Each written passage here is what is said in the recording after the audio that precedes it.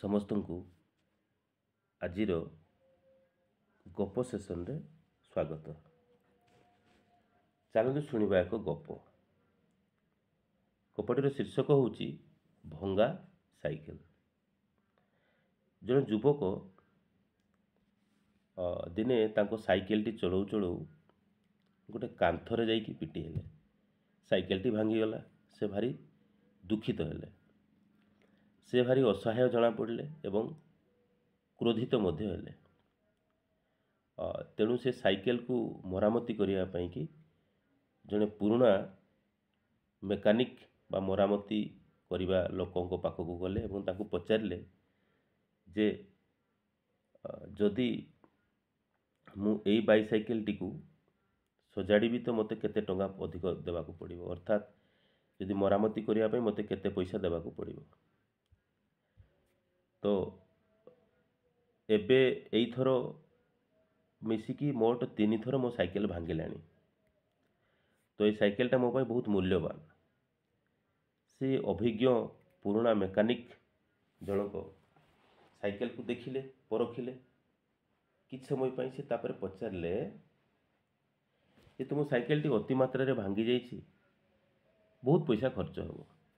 ତୁମକୁ ଭାବିନିଅ ତୁମକୁ 20 ଟଙ୍କା ଖର୍ଚ୍ଚ ହେବ। ତ 30 ଟଙ୍କାରେ ତ ନୂଆ ବାଇସାଇକେଲଟେ ତୁମେ କିଣିପାରିବ।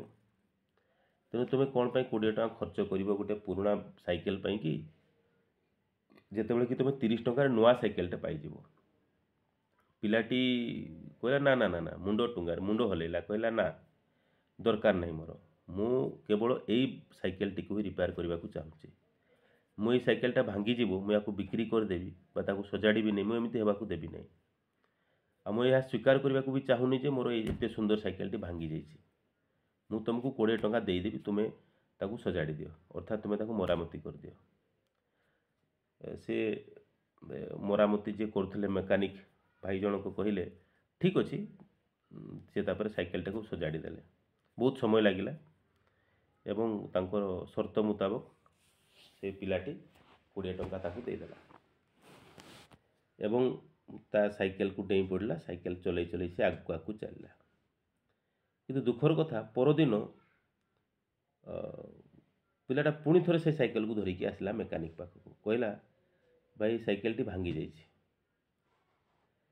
ତାକୁ ଟିକେ ଦୁଃଖ ଅନୁଭବ କରୁଥିଲା, ଟିକେ ବିରକ୍ତି ଲାଗୁଥିଲା।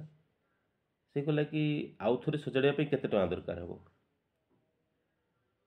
ବୃଦ୍ଧ ବ୍ୟକ୍ତି ଜଣକ, ଯିଏ ମେକାନିକ୍ ଜଣକ କହିଲେ, ଟିକେ ଭାବିଲେ, କହିଲେ ହଁ 10 ଟଙ୍କା ଖର୍ଚ୍ଚ ହେବ। ଆଉ ମୁଁ ତ ତୁମକୁ କହୁଥିଲି, ଦେଖ ତୁମ ସାଇକେଲଟି ପୁରୁଣା ହେଇଯାଇଛି, ଆଉ ଖୁବ୍ ନିକଟ ଭବିଷ୍ୟତରେ ଆଉ ବି ସମସ୍ୟା ବାହାରିବ ସାଇକେଲରେ।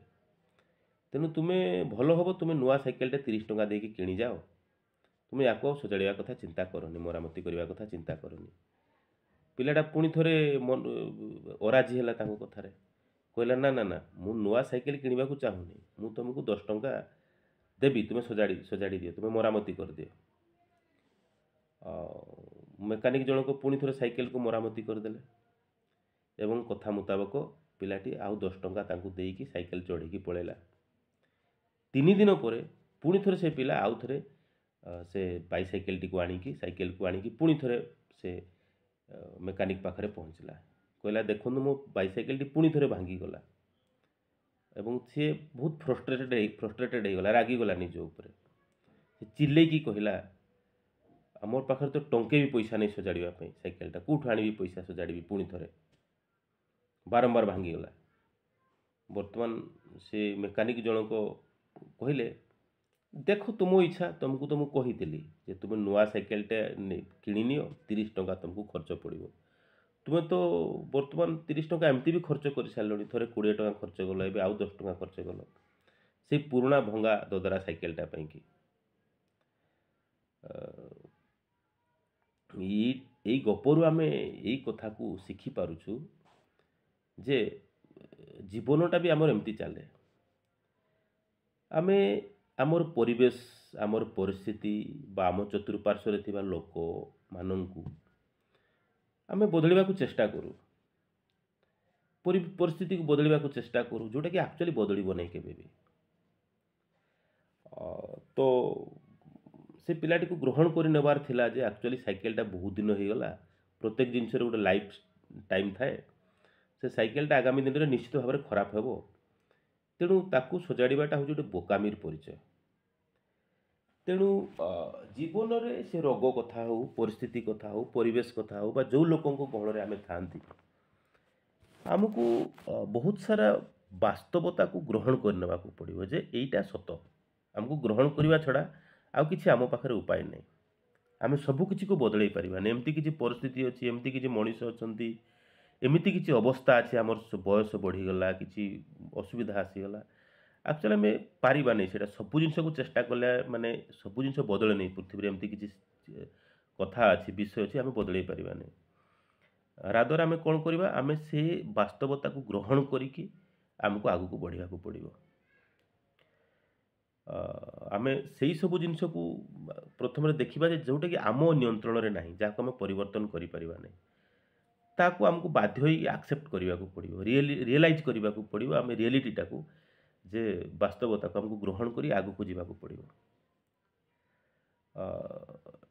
यह द्वारा कौन हम आम निजर जीवन लक्ष्य को भल हासिल कर जीवनटा को आम बुझीपर जीवन में सब सब कथा संभव हुए नहीं आमको अनेक कथा को ग्रहण कर जावाक पड़े आगू को बढ़ापी जदि आम एमती न करूँ तेबे आमर नुआ साइकेलटा आम किणी था 30 टंका किणी परिबा नहीं बारंबार ताकू खराब साइकेल को सजाड़ी 30 टंका कले परिशेष में आम साइकेलटी भांगी जाइथिबो आम पाखे पैसा भी नथिबो तेणु ये जो गप ये बहुत ये गोटे मोराल स्टोरी देउछि आमको नैतिक किसी शिक्षा देउछि जे यू सिंपली कैन फिक्स और सॉल्व एवरी प्रॉब्लम्स जीवन में आसुवा सबुतक समस्या को आम समाधान करि परिबा नहीं and trying to do some often just makes things worse बेले बेले किसी जिन परिवर्तन करने को जाइकी आम जीवन में बहुत किसी क्षति घटी था तेणु कि आमको ट्रुथ बा रियलिटी को एक्सेप्ट करने को पड़ो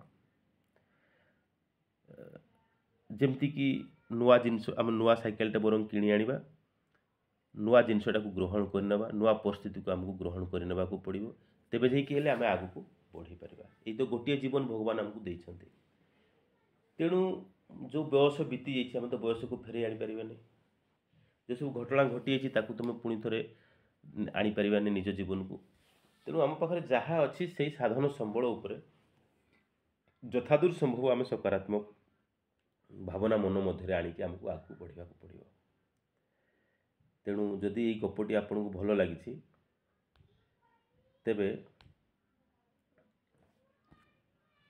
आपण टिके लाइक करदेवे गपटा को निज सांगसाथी मान को शेयर करदेवे एवं आपण चैनल टी को सब्सक्राइब मध्य करिवे एटा मो अनुरोध करछि आपन को तो द्वारा आउ किछि मते मोटिवेशन मिलिबा आउ किछि नुआ कंटेंट्स आनिबा पई आज पई एतिकी समस्त को धन्यवाद।